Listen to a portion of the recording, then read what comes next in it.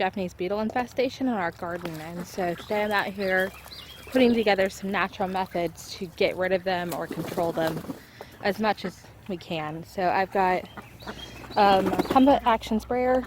It's 2 gallons, some 7th generation dish soap. It doesn't really matter the brand, but we try to keep it as natural as possible out here, so we went with an organic one. Garden safe neem oil extract. This will work on everything from as an insecticide, a fungicide, a miticide. We've had pretty good results with this, especially with keeping down our squash bug population and aphids and that stuff.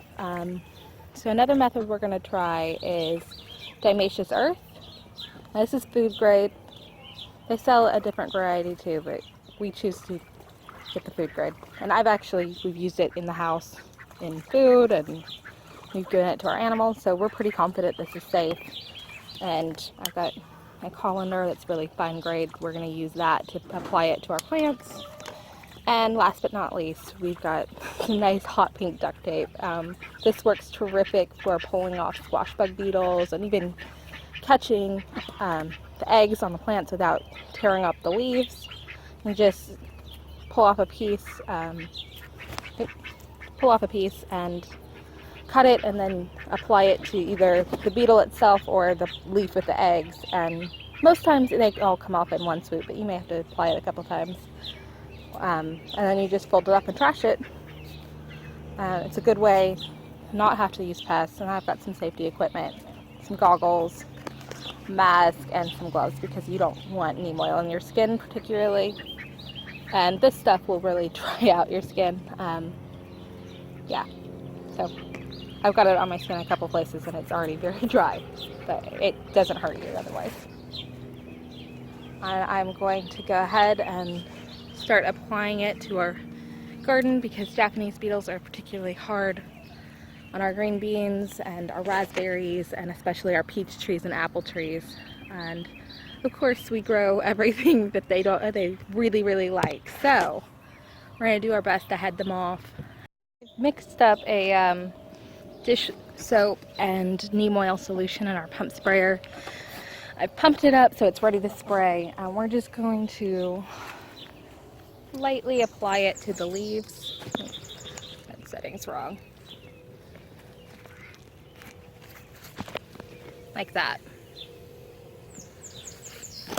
Make sure you coat the bottoms too, because little egg sacs and bugs like to stick on there.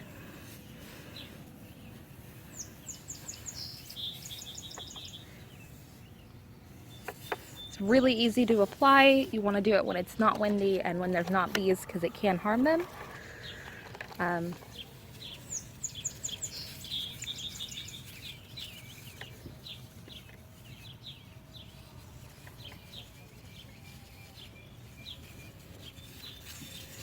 just coat it. I like to do it on the fruit too, just so it protects them from anything that might try to bore through.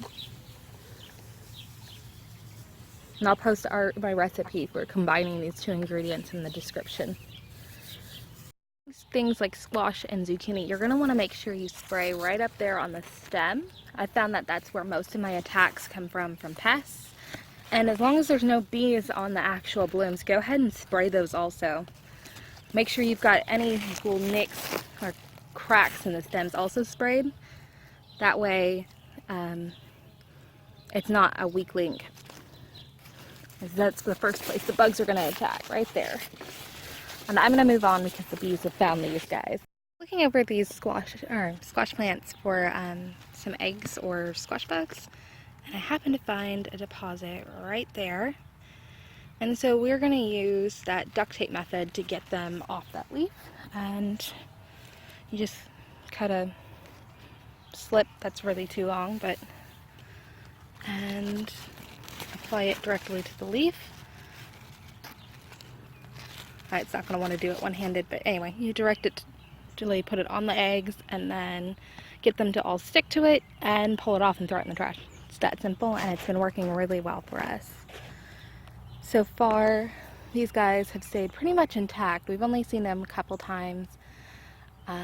We did the same thing on our zucchini, and I really, since we did that, have not seen them back on there. We're also spraying them with neem oil and the dish soap mix that I showed you earlier.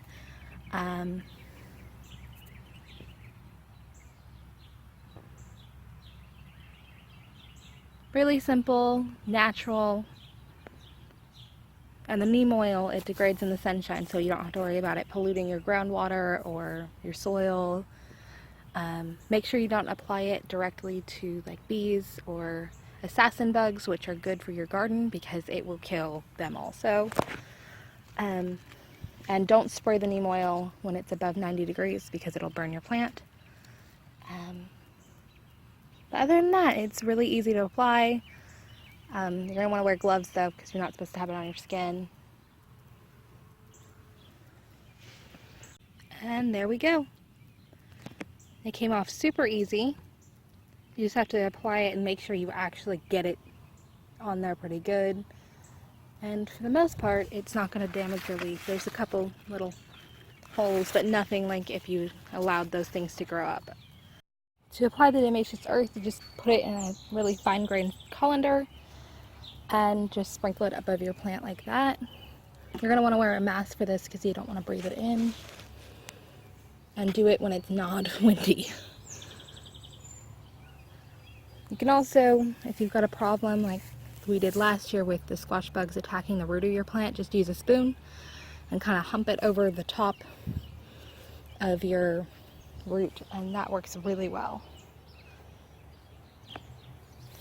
And we've got these things being eaten up really bad, so I'm applying it directly to the leaf.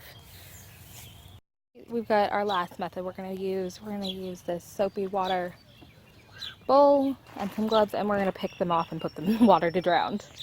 We've been doing our research on how to develop Japanese beetles and get them out of our garden.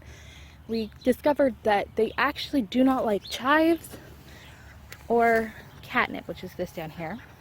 If I can get to it without the bees getting at me. And we've got quite a large plant right here. But that explains a lot because we haven't seen any Japanese beetle damage in this bed, or much pest damage at all, really. And this is our herb garden.